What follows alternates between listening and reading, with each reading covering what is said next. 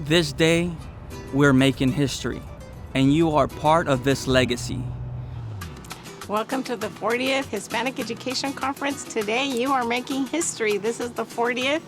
Last year they announced, and I'm hoping it's still the same, that we have the longest running conference in the state of California. Yay! Being a board member, I thought it was very important for me as a Hispanic to always be present at those events so that the students would know that, yeah, our board does have an interest. And when I first came, I was the only Hispanic on the board, and that was in 1996. So I felt it was important for me.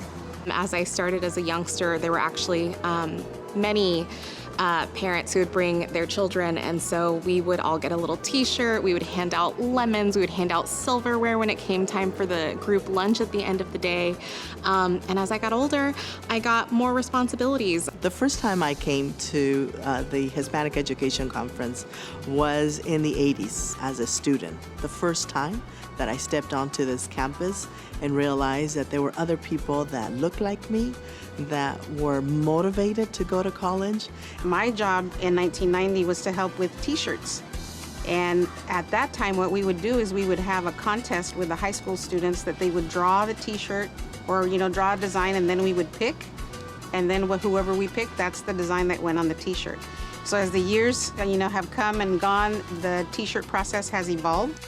Ever since Mr. Juan Alvarez thought of this vision, right, and acted upon his vision, upon his dream to see more students coming to a higher education campus like MJC, he did something about it.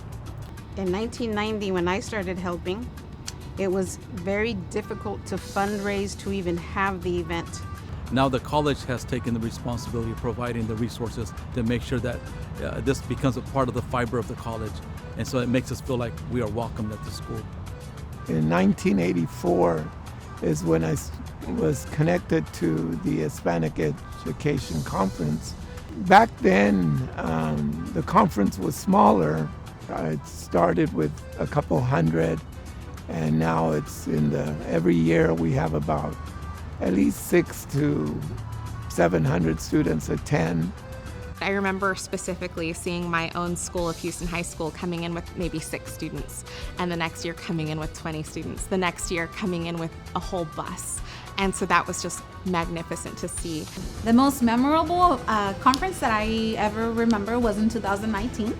We had close to 1,000 students and staff and community members on our campus. The first time we had a mariachi, the first time we had a banda in our performance art building.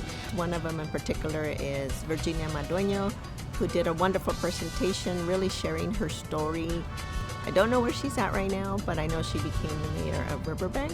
It's David Garibaldi, an artist from the Sacramento area who came and all the while speaking very inspirationally to students. He created a wonderful portrait on the stage, and the students were so amazed. He does paintings, so he did a famous painting for the HEC, the Cesar Chavez painting, which is now at the Rice Up Center. It's really, really impactful, at least for me, to see students that have attended HEC and that have come to Modesto Junior College and then perhaps transferred and finished their degree, and having them return to our community to be presenters. I think the most memorable Hispanic educational conference that I attended was the one where we hosted Jose Hernandez, which was the astronaut. Specifically with the astronaut, I just remember that room being, like I said, so packed, so full of energy, and you could just feel that excitement as he came out and addressed those students and said, hey, I came from the same area, and I started working in the fields, and I worked my way up, and I got to be in the stars. So to have students really resonate with that was amazing. I think some of my favorite pieces of the event is seeing some of the kids go to particular workshops, like how to become a nurse, how to become a teacher, and seeing them get information that they need. I pretty much taught myself by buying books about a subject, putting them in my library, reading them, and then whatever topic I was in, When the HEC conference came around, then I would present something there. There's a DJ that plays out in the quad. They have games for the students. Students are out there dancing to the music. As the kids are going to their buses, they're turning around and waving to new friends, saying goodbye and we'll see you next time. It's really relevant that those of us that are in leadership positions make ourselves visible for the students, and so that they can understand and realize that yes, there is a future for me out there, and we need leadership. We need leadership in the Latino community. Thank you for being here. Gracias por estar aquí. Y hay que echarle ganas. No chillan, no sean chillones, ¿ok? Si no reciben lo que quieren es porque no lo quieren. Go for it. Con la esperanza de plantar esa semilla para que ellos consideren venir al colegio y seguir su educación. To all of you, my message is always think that of course we can do it. It's not just sí se puede.